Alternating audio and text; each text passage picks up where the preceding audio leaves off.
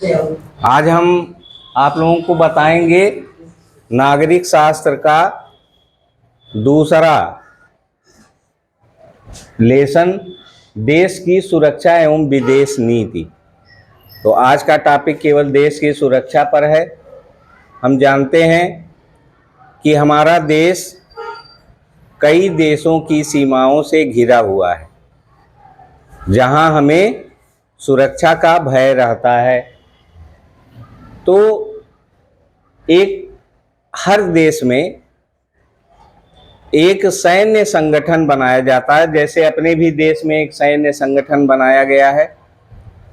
सैन्य संगठन का जो मालिक होता है वह राष्ट्रपति होता है। सबसे बड़ा सेनापति सभी सेनाओं का राष्ट्रपति होता है। लेकिन मोदी सरकार ने 2019 में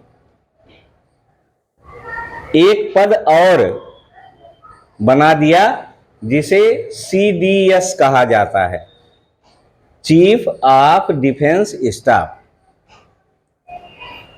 अब हमें जो हमारा देश जो है उसकी सीमा से,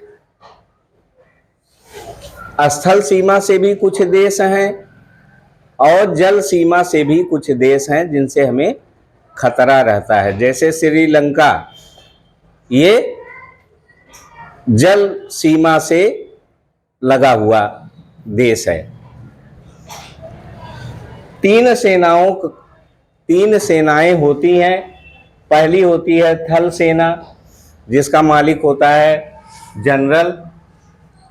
इसमें 5 कमान होते हैं: पश्चिमी कमान, पूर्वी कमान, दक्षिणी कमान, उत्तरी कमान और केंद्रीय कमान।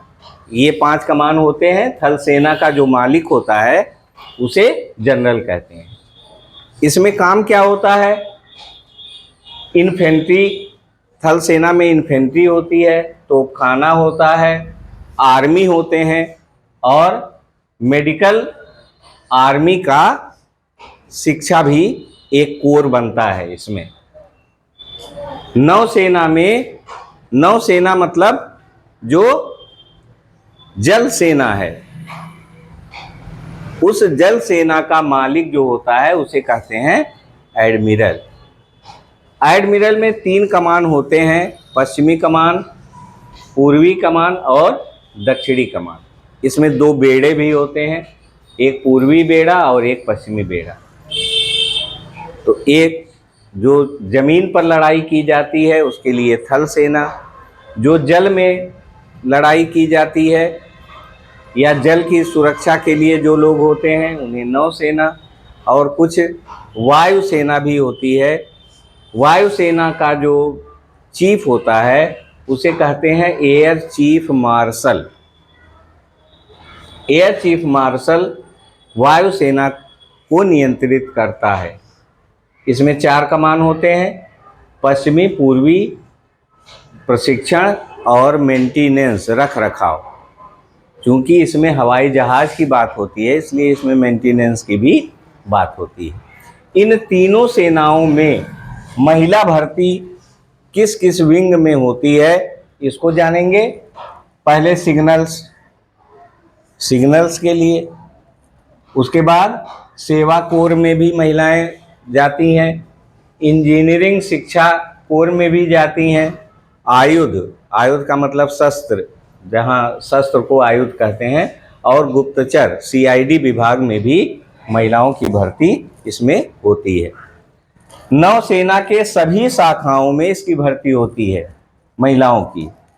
और वायुसेना में उड़ान मतलब पायलट के लिए रूप में, वैमानिकी, इंजीनियरिंग, शिक्षा प्रशासन, लेखा और मौसम विभाग के में भी इसकी महिलाओं की नियुक्ति होती है।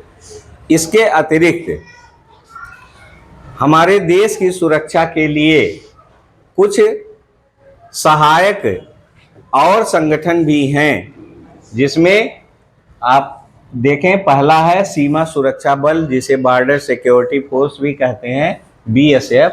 इनका काम है कि सीमा पर रख करके चौकसी करना कि कोई देश हमारे देश में आक्रमण न करने पाए, कोई अन्य गतिविधियां हमारे देश में न होने पाए।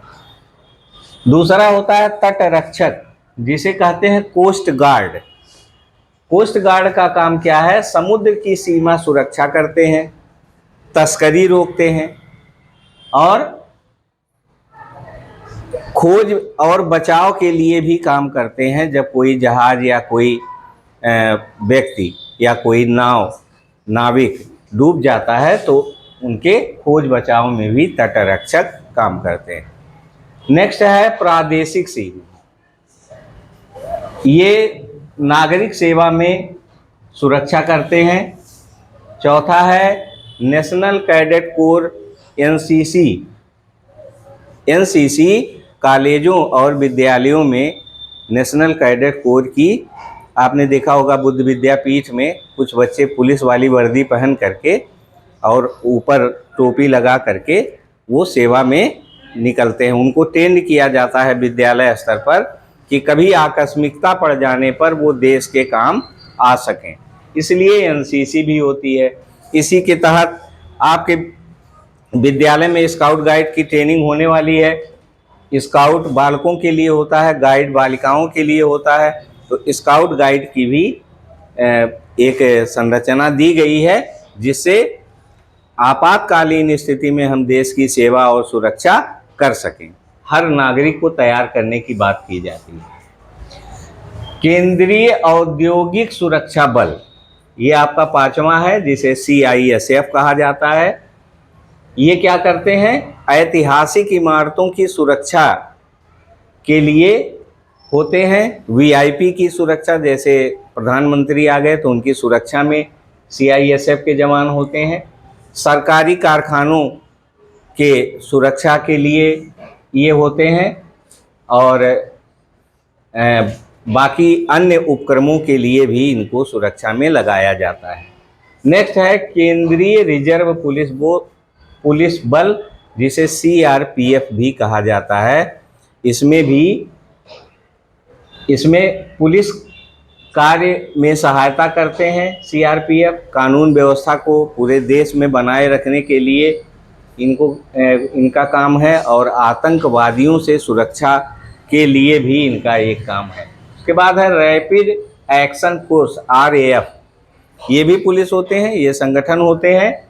इनका काम है दंगों को नियंत्रित करना या भीड़ को कंट्रोल करने का काम रैपिड एक्शन फोर्स का होता है। उसके बाद है राष्ट्रीय सुरक्षा गार्ड। आपने देखा होगा होम गार्ड भी कई जगह लगे होते हैं, ये राष्ट्रीय सुरक्षा गार्ड हैं। इनको NSG कहा जाता है, नेशनल सिक्योरिटी गार्ड। ये VIP की सुरक्षा के लिए लगाए जाते हैं। आतंकवादियों से निपटने के लिए लगाए जाते हैं।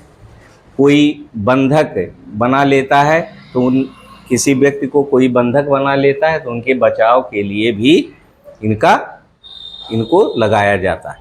ये देश के नागरिकों की सेवा और सुरक्षा के लिए होते हैं। तो ये आपका जो है अपने भारत देश की सुरक्षा के लिए जो स्ट्रक्चर है, इसको हम आपको पूरा समझा दिए हैं। सब पे समझ में आ गया है? ओके।